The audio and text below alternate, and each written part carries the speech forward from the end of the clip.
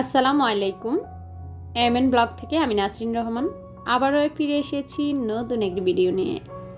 দূরে কাছে, দেশে এবং দেশের বাহিরে যে যেখান থেকে আমার ভিডিও দেখছেন সবাইকে অনুরোধ করছি ভিডিও দেখার আগে একটি লাইক দিয়ে নিন। ওয়েলকাম জানাচ্ছি আমার আজকের ভিডিওতে। কি সুন্দর দৃশ্য, তাই না?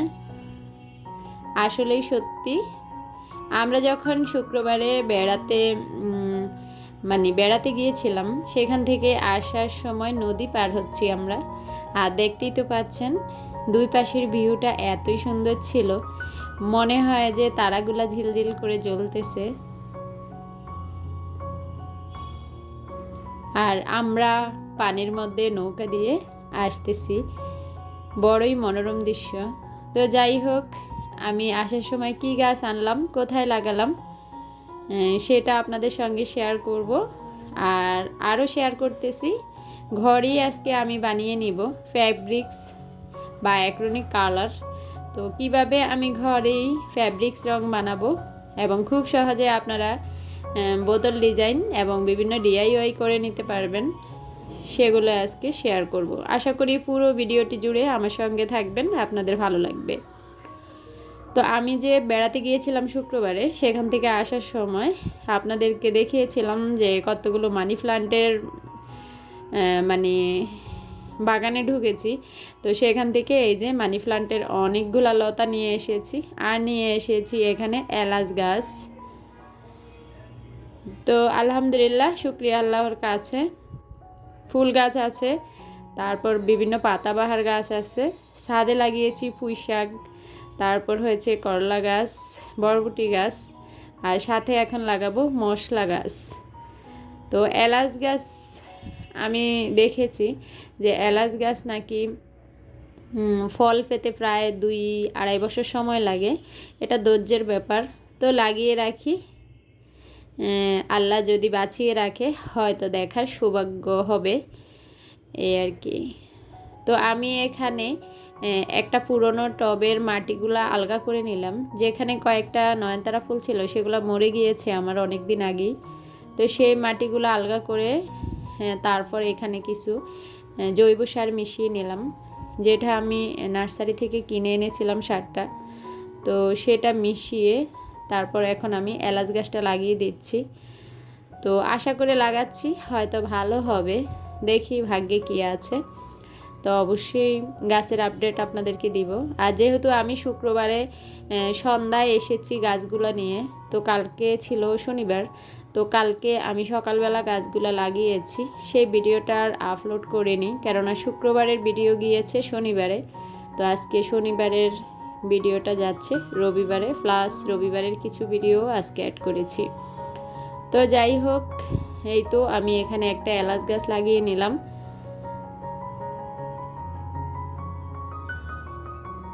তো এখানে আরেকটা এলাচ গাছের বেবি আছে, সেটা অন্য একটা টবে লাগাবো। তো তার আগে এতগুলা মানি প্লান্ট এনেছি, সেগুলা কোথায় রাখবো ভেবে পাচ্ছি না। তো কেননা এগুলা সারা রাত আমি এইভাবেই রেখে দিয়েছি পলিথিনের ভিতর, যেহেতু রাত 10টা বেজে গিয়েছে আমাদের আসতে আসতে, তাই আসলে ভালো লাগছিল না গাছগুলো লাগানোর জন্য। তাই আমি এখন বারান্দার দরজার পিছনে এগুলা গ্রিলের সাথে দিয়ে দিয়ে বোতলে ভিজিয়ে রেখেছি। যখন এগুলা সতেজ হবে তখন আমি বিভিন্নখানে এগুলা সেট করব। তো দেখতেই পাচ্ছেন কোথায় রেখেছি, এই যে দরজার পিছন সাইড, কেননা এগুলা একদমই কেমন জানি নেতিয়ে গেছে গাছগুলা, তাই আমি গ্রিলের সাথে দিয়ে দিয়ে বোতলে ভিজিয়ে রেখেছি। আর এটা হয়েছে আমার মেয়েদের বেডরুমের সাথে যে বারান্দাটা, সেখানে রেখেছি। তো ইনশাল্লাহ দোয়া করবেন আপনারা যেন গাছগুলা ভালো হয়। আমি যখন সকালবেলা দেখলাম যে মানি প্লান্টের লতাগুলা একদমই চুপসে গিয়েছে, খুব খারাপ লেগেছে আসলে। আমার দরকার ছিল রাত্রিবেলা এই গাছগুলা একটু পানিতে ভিজিয়ে রাখা। তো আসলে শরীরের ওপর জোর করা চলে না, ভালো লাগে না, অনেক গরম লেগেছিল। আজকে প্রায় শরীরে জ্বর অনুভব করছি।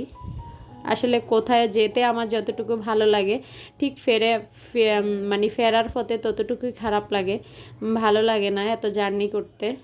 তো যাই হোক, এখানে আমি টপ খালি করছি, কেননা আসার সময় আমি যে ভাবির বাসায় গিয়েছি, ভাবির থেকে আমি এই যে এই ফুলটা দোপাটি ফুলের একটা মানে কয়েকটা চারা, তারপর হয়েছে বিচি, ডাল নিয়ে এসেছি। তো জানি না দোপাটি ফুলের মানে ডাল লাগালে হয় কি না, তো আমি লাগিয়ে রেখেছি, আশা করি হবে ইনশাল্লাহ, এই আর কি। তো যখন হবে আপনাদেরকে জানাবো।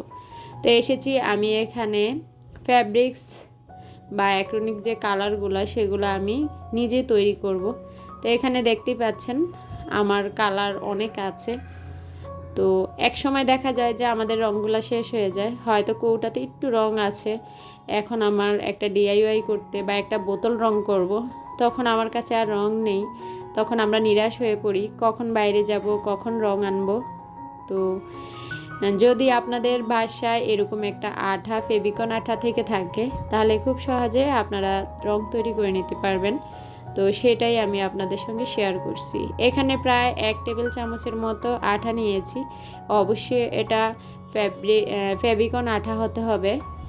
তারপর সাথে আমি চামচের 3 ভাগের 1 ভাগ নিয়েছি পাউডার। আর এটা হয়েছে যে কোনো ব্র্যান্ডের পাউডার হলেই চলবে, যেমন এখানে আমার ছিল তিব্বত ঘামাচি পাউডার, আমি সেটাই নিয়েছি। তো এটা আসলে রঙটাকে গাঢ় পাতলা করতে সাহায্য করে।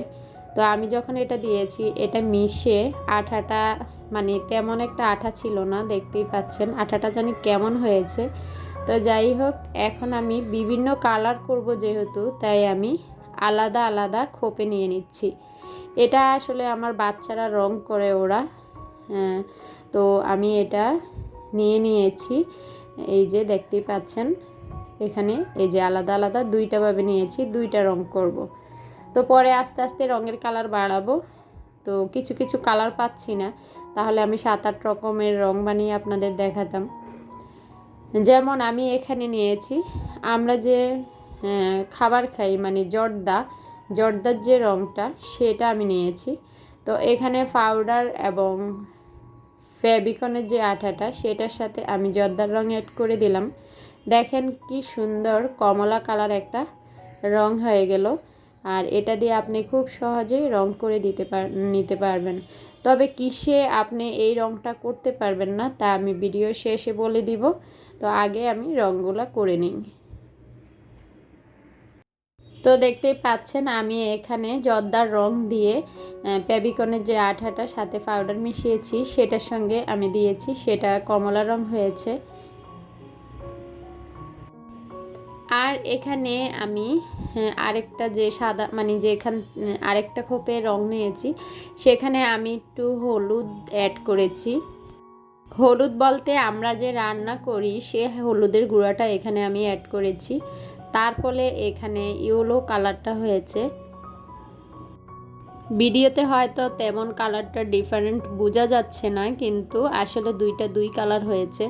তো যাই হোক, আমি একটু হলুদটা বেশি দিয়ে ফেলেছি, তাই একটু গাঢ় হয়েছে, তাই পরে আবার ওখান থেকে দিয়ে এটাকে স্বাভাবিক মানে আমাদের ফ্যাব্রিক্স রঙটা যেরকম পাতলা থাকে ঠিক সেভাবেই আপনারা করে নেবেন।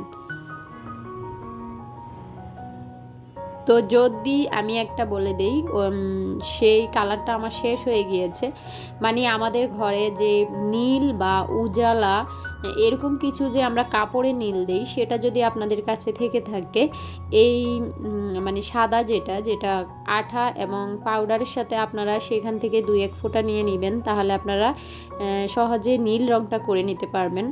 আর ধরেন আপনার কৌটাতে সামান্য একটুকু যে আপনার তুলিতে উঠে এরকম কিছু রং রয়ে গিয়েছে আর রং নেই, তাহলে আপনি আঠার পাউডারের সাথে এই যে ধরেন একটু তুলিতে এখান থেকে কাচিয়ে কুচিয়ে রং উঠিয়ে নিলেন, তারপর আপনি ওইটার সঙ্গে মিশালে খুব সহজে অনেকগুলো রং পেয়ে যাবেন।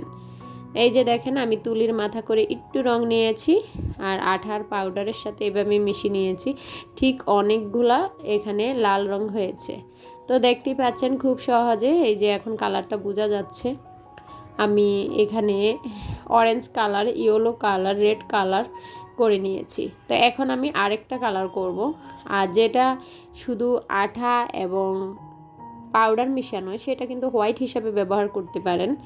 আর এই যে এখান থেকে আর একটু নিয়েছি, আর হলুদ থেকে একটু নিয়ে এখানে আমরা যে কাপড় ইউজ করি, মানে কাপড় ধোয়ার কাজে ইউজ করি, সেখান থেকে একটু ডিটারজেন্ট আমি এখানে নিয়ে নিলাম। এই যে এখন আমি এটাকে মিশিয়ে দিচ্ছি। ঠিক আপনারা দেখবেন যখন আপনারা মানে কোনো কাপড়ে হলুদ পড়ে থাকে, আমরা যদি এখানে কোনো ডিটারজেন্ট বা কোনো সাবান ইউজ করি, সেটা একটা কালার মরিচা মরিচা ভাব উঠে যায়। ঠিক সেই কালারটা আমি আসলে আইডিয়া থেকে এটা তৈরি করেছি, যে হলুদের সাথে হয়তো একটু যদি ডিটারজেন্ট মিশিয়ে দেওয়া যায় তাহলে এই কালারটা হয়ে যাবে। তো দেখেন এইখানেও ঠিক এই কালারটাই হয়েছে। তো শুধু লাল কালারটা আমি ওই ফ্যাব্রিক্স রং থেকে একটু উঠিয়ে তারপর করেছি। তো এখানে আপনারা লাল রংটা হয়তো ভাবতে পারেন আমার কোটাতে একটু রং নেই লাল রং, তাহলে আমি কি দিয়ে করব? সেক্ষেত্রে আপনারা ফুড কালার ব্যবহার করতে পারেন যদি ঘরে থেকে থাকে। তো আশা করি আমি আপনাদের বোঝাতে পেরেছি। তো অনেকেই হয়তো বলবেন এই রঙগুলা কিসে করা যায়। আমি বলবো এই রঙটা কোনো মতেই কাপড়ে করা যাবে না, কেননা কাপড়ে করলে রঙটা উঠে যাবে। বাকি কালারটা আমি করে দেখেছি, মানে হালকা হয়ে যায়। কিন্তু আপনি যদি কোনো ডিআইওয়াই কাজে ব্যবহার করেন, তার ক্ষেত্রে কিন্তু আমাদের এত ভালো রঙের দরকার নেই। তো সেই ক্ষেত্রে এই যে অ্যাক্রিলিক যে বা ফ্যাব্রিক্স কালার, সেগুলা কিন্তু 200 থেকে 250 টাকা। আর খুব সহজে আমরা 30 টাকা দিয়ে একটা আঠা কিনে নিজে ঘরে তৈরি করতে পারবো। তো আপনারা দেখতে পাচ্ছেন ছোট্ট একটা কাচের কৌটা নিয়েছি, আর আমি সেটা আপনাদেরকে একটু রং করে দেখাচ্ছি। তো দেখতেই পাচ্ছেন কি সুন্দর একটা কালার, এবং খুব সহজেই বোতলটা রং হয়ে গিয়েছে। তা আমি যখন রঙগুলা উঠিয়ে চলে গিয়েছিলাম এবং প্লেটটাতে কিছু রং রয়ে গিয়েছিল, আমি নামাজ পড়তে যাওয়ার পরে এসে দেখি আমার নিসামণি সেখানে আরও কিছু বোতল রং করেছে।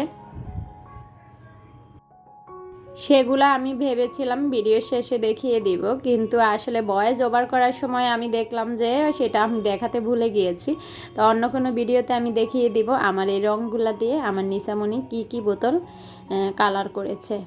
তো আপনারা আমার এই ছোট্ট বোতলটা কালার করে দেখেই বুঝতে পারছেন এটা কত সুন্দর কালার হয়েছে। আর এটা কিন্তু শুকানোর পরে একদম উঠে না, যেহেতু এখানে আঠা আছে। আঠা কিন্তু আপনারা জানেন খুব সহজে বোতলে শুকিয়ে যায়। আর এই ছোট্ট বোতলটা রং করার কারণ হলো আমার কাছে এখন বড় বোতল নেই, আর বড় বোতল আমি ডিআইওয়াই কাজে ব্যবহার করি, তাই আমি চাচ্ছি না আমার সাদা বোতলগুলা কালারিং হয়ে যাক। তাই ছোট্ট বোতলটা আমি করে আপনাদেরকে দেখালাম। আশা করি আমার এই আইডিয়াটা আপনাদের ভালো লাগবে। আমি আবারও বলছি, এটা আপনারা ডিআইওয়াই কাজে ব্যবহার করতে পারবেন। কোনো পট রং করবেন সেটাতে আপনারা ইউজ করতে পারবেন, কোনো বোতল বা কোনো গ্লাস পেন্ট করবেন সেখানে ব্যবহার করতে পারবেন, কিন্তু আপনারা কাপড়ে ইউজ করতে পারবেন না।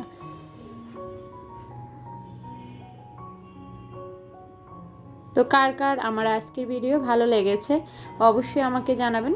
এখন আমি আমার যে রঙগুলো তৈরি করেছি সেগুলো ছোট্ট একটা কৌটাতে রেখে দিব, অন্য কোনো সময় আমি এগুলো ইউজ করব।